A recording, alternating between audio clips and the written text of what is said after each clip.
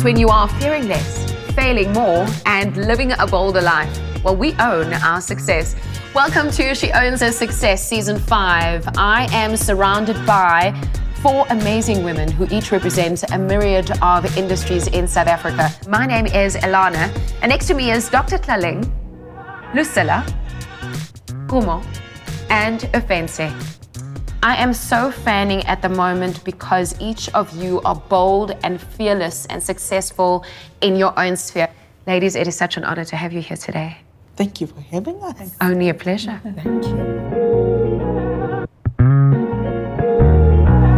So it's interesting, this morning I read a piece that talked about how when we feel like the world is overwhelming and how we still have strength even though we live in an overwhelming world. Is it like that for everyone? When there's fear, you still have strength? Absolutely. Yeah. When did it happen for you, Khumo? I think, it's about doing it scared, and the action is the antidote to the fear. So you just have to move. Otherwise, the fear of failure can almost be paralyzing. So you have to move through it and just, keep going and learning from it. Was there a time when you were doing it scared? I still do it scared. And I think that's the power, right? Is that's what makes me human. And the day I stop being scared, I have to step away. And that for me is my litmus test for anything I do. If I'm not having those butterflies, if I just think, I can just walk onto stage at the UN and just say whatever and walk out, then it's time to go. So for me, that fear humanizes me, and it lets me tap into empathy for myself, but also for other people, which I think is really important. I think I have so much fear sometimes when I attempt my projects that I change it to nervousness and excitement. Fear is almost non-existent. It's almost an emotion that I reject because there's things that I just really want. I fell in love and I was filled with fear and it was exhilarating. That's adrenaline. Pray tell. Oh, pray tell. have you ever? Many times over. When was the last time? Not that you fell in love, that you had that fear, that feeling. Of fear. Where did you feel it? I feel it in my chest. I feel it in my stomach. Me too. Yeah. And you know that your stomach is like one of the most responsive to emotion and hormones. So when they say the gut feel, it's actually not just a thing. It's literally your gut responds almost instantaneously to the adrenaline rush. And I'm like, I'm alive. And that feeling, You know she's a medical doctor, right? Yes. Listen, I'm a fan. Lucilla, you've had so many people through your hands. I'm thinking of over the years how I've seen you work with models, people, business, associates. When you see us all around this table like this, what do you see? I see incredible women, really incredible women, absolutely amazing. I'm so honored to be here. And what I wanted to say about fear is that one needs to learn how to distinguish between fear and excitement, because we often think fear is excitement. And that is what I've discovered, is that yes, I agree with you. The moment you don't have that in your body, you must leave, pack, go somewhere else, because you lose everything. You need that, what we all have around this table, that drive. It's actually a drive that translates into fear, that translates into excitement, that translates into us doing things. Are you fearless? I have to be. Within fear, I'm fearless within fear. I'm fearless, but I'm scared most of the time. Scared most of the time, because I'm just like, how am I going to do it? Yeah. Because now I have to just exude the spirit of Beyonce. So, so I work with a Beyonce in my, okay, we have to do this. What would Beyonce do? What would Beyonce say? Yeah.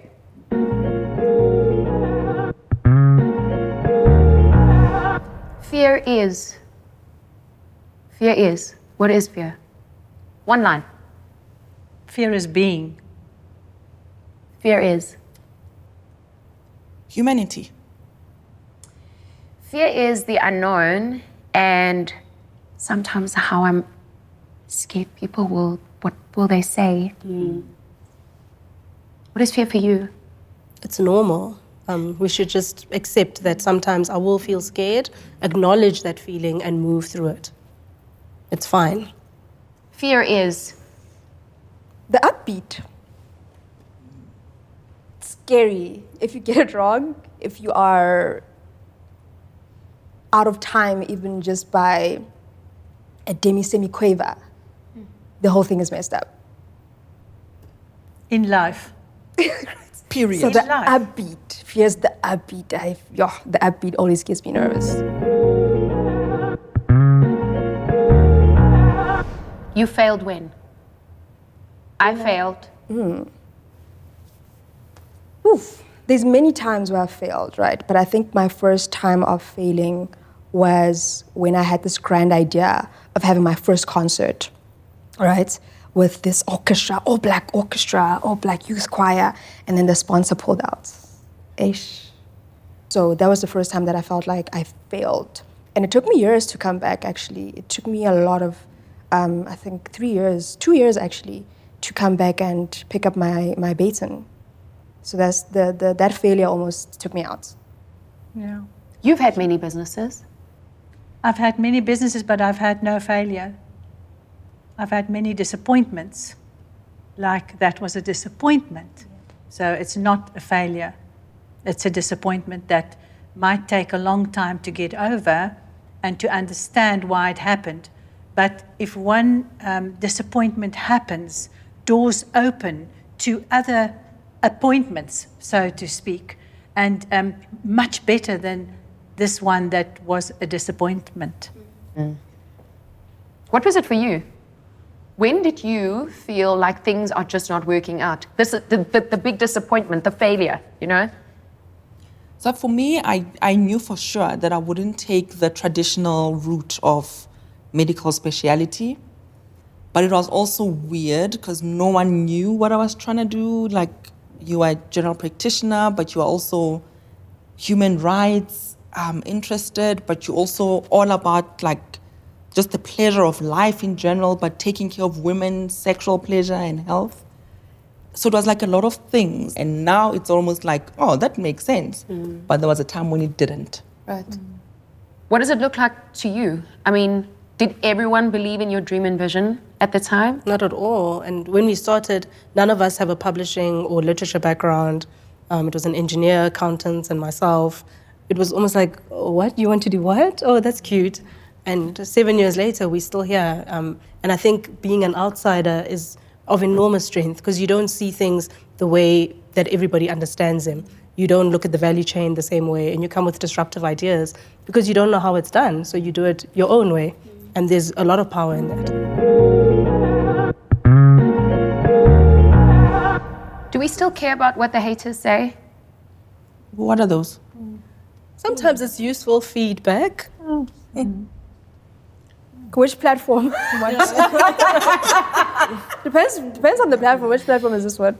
There's platforms that you should not take seriously. I get an unnatural motivation from people who are negative. It's the strangest thing. If I see someone challenge me or someone who's negative, I'm like, Challenge. accepted. You know?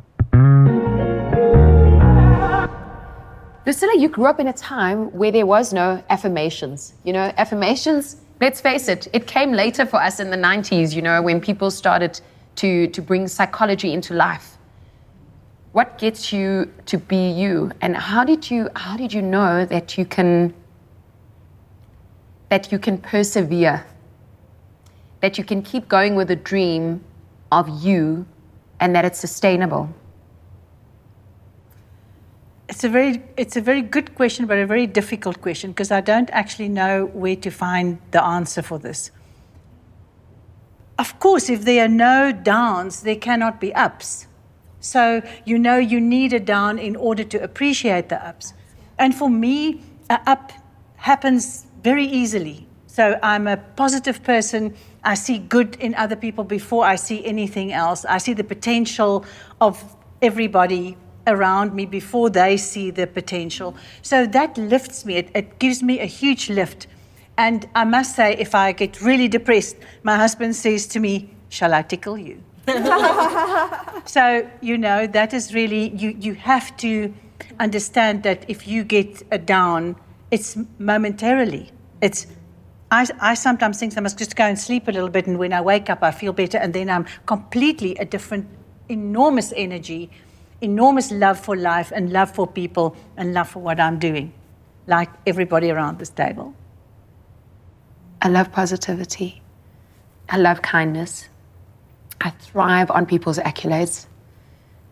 Thank God, the hardest emotion for me to have is jealousy. Because if Ofentse has done it, she's done it for all of us. Yeah. And we can celebrate you. What does it feel like to be in command of a big party? Oof. It feels like I can build and destroy. So there's a lot of responsibility there because I know that I can decide that, okay, I can be off on this bar, right, and everything goes wrong, right? Or I can be straight on that bar and everything goes right. So there's a lot of responsibility. So it depends what I want to do with the responsibility at the time. Is it intimidating? Not as much as when I started. Not as much as when I started. Life is an orchestra. Love that. It's true. Which instrument would you play? Clarinet. And you? Probably the violin. Which instrument do you play? The clanging thing, is it cymbals? It adds a lot of drama at the end. Just wait for, and then, yeah. Khumo's all about the drama. No, it just adds something special. Yeah. And can I tell you that most of the percussion players who play that instrument, they have to count. So most of the time you are waiting and watching everyone move in the orchestra. Wow. So you're counting, waiting for your time, waiting for your turn, looking there, looking there, looking there, and then when the conductor signals you, so it takes a lot of you yield a lot with that instrument. So you allow everyone else to play their solos, to have their moment, and then you get your moment to just... There's a lot in the right time to be bold. A lot of the time we're looking for the right time, the recognition, the right mentorship. We're looking for degrees, we're looking for recognition, but it's not my time yet. Lucilla, in your 10,000 hours that you have spent in your career as a visionary and as a businesswoman, what would you tell other young people who are scared and who don't feel bold enough? Be careful what you dream because it's going to come true. 100% true. And better than what you've dreamt in different times, not the time that you expected, but it will come. You're very young.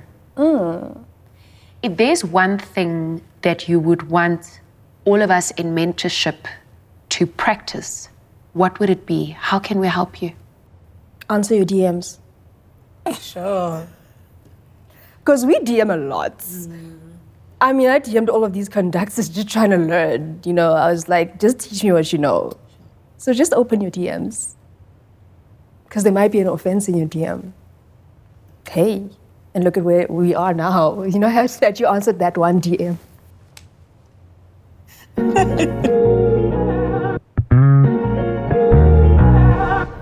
To be bold is, start with to be bold.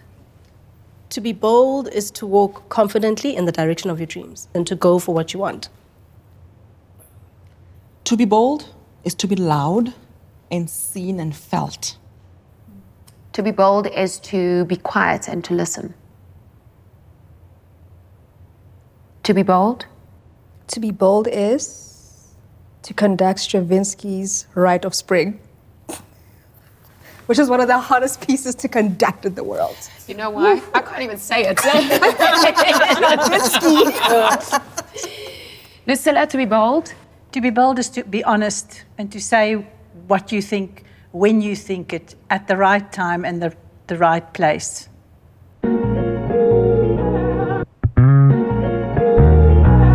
Momentum is all about success and owning our success. Own yours. Tell us about your recent accolade. Oh, thank you. So we won the Big Success Pitch competition. That was 6 weeks ago, and it was an incredible highlight in our business journey. It hasn't always been easy, but it was great just to have that acknowledgement and also the partnership now with Momentum, with the advice and the coaching that they'll be providing, and also how they view us, not as a small business, but already as something that's potentially going to be big and treating us as such. So that's been incredible. Congratulations. Beautiful. Thank you. Well done. Thank you very much.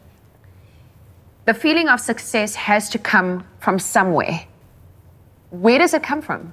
What gets you ready every day, every month on to this journey of Dr. Tlaleng? So some days I just have to be honest and be like, this is a Juve day. I would just want to lie in.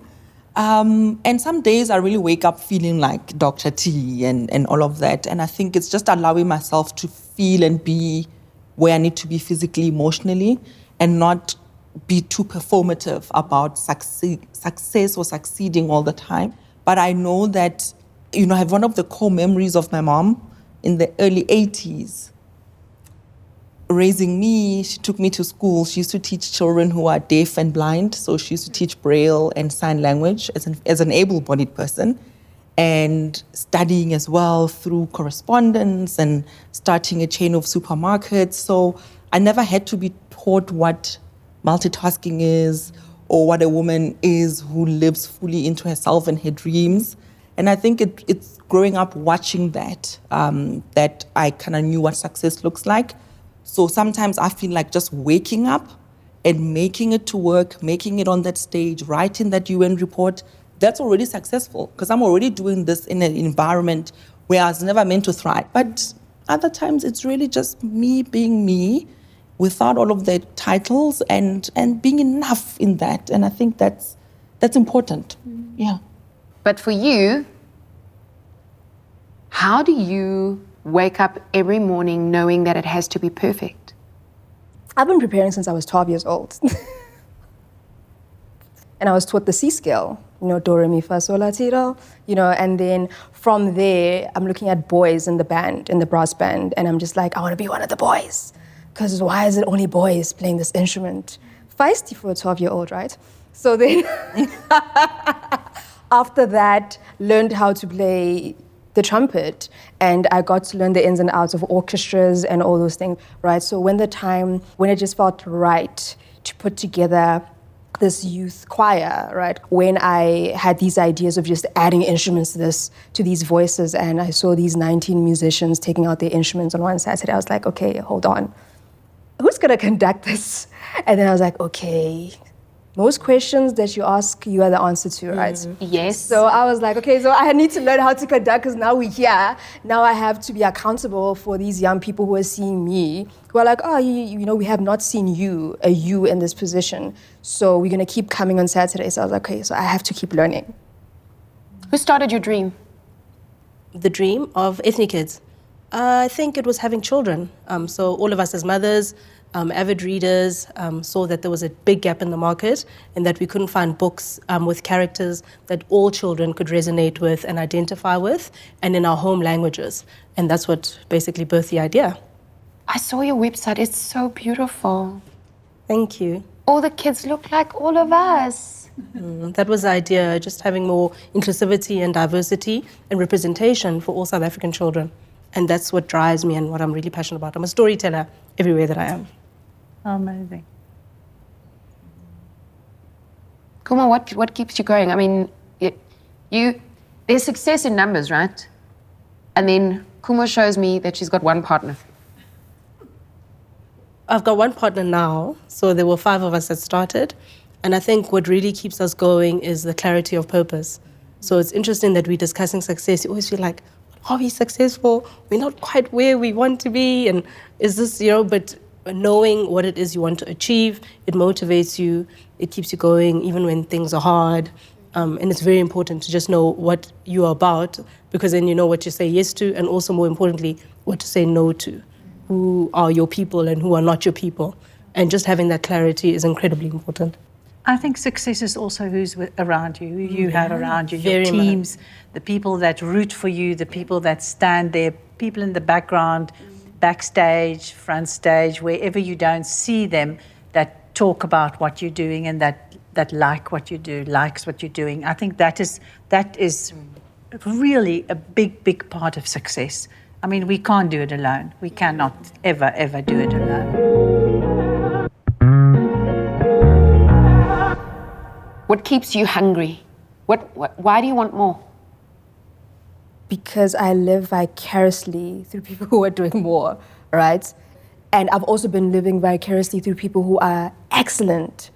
So my mind has always been on an international point of view, right? So when you get such examples out there, you're looking at what other people are doing that you aspire to, whose levels that you aspire to reach, right? Then you kind of know how to reach those levels. But that is always what fuels my hunger.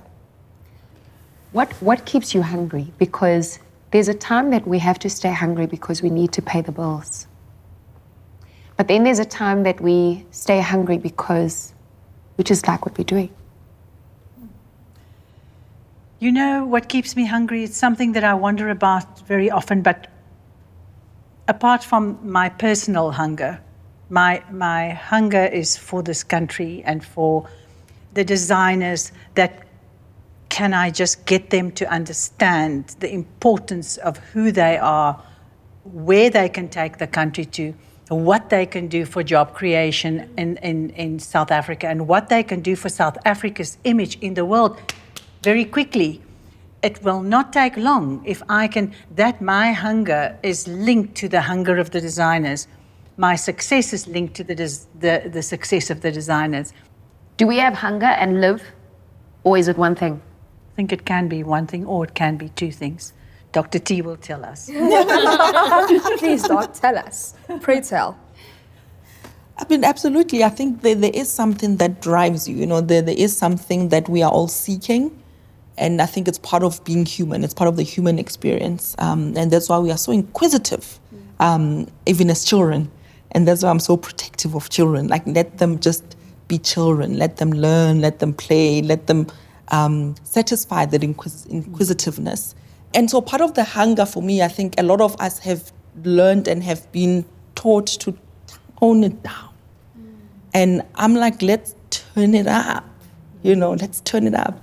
And I'm hoping that part of the work that I do can create an environment, a society, a life that's conducive to dignity, that people can hunger for whatever it is, dream the biggest dreams that scare them so much, but know that they are held by the societies, their family, and their community. For me, that's ultimately the first prize. And that's why I do human rights-centered work.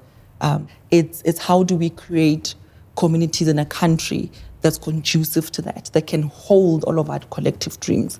And I think that for me is that sense of hunger, and that's what makes life. So they absolutely go together. Unbelievable. Well done. Yeah. You're hired. She's hired. But it we'll just, fight I know, over her. Yeah, but did you definitely. see in none of that there was any sense of, give me, I want more, I want to take it. It's like, let's do it together, you know? Yeah. Let's do it together. It's like, pick me, I'll help, you know? It's almost as if the hunger is stronger if it's linked not when you're chasing success, but service. Because in what you described, it's how you serve, that keeps you going, because that's endless. But success is very self-centered, kind of. No, it depends on if you link success to finances, you've had it. Yeah. You've completely had it. You lose perspective of what you want to do. So you're very right. Yeah. I think that's what if it's linked to service, then it's easy and it never runs dry because there's so much more to do always. But it's just about getting our stories out there. There's a real hunger globally for something different, and we've got it in tons. We don't have to assimilate or copy anyone. We can just be ourselves, and that's what the world really wants. Exactly. Well, that is it for our Momentum Success Talk. We are fearing less, failing more, and living a more bolder life. And we want you to continue this conversation, to unpack exactly that. Today, there were just 5 of us, but you own your success too. So comment below, and a big thanks to our 4 ladies in our different industries for joining us. This is our Momentum Success Talk. My name is Elana, and it has been an honor to chat with all of you ladies. Thank you. Thank you.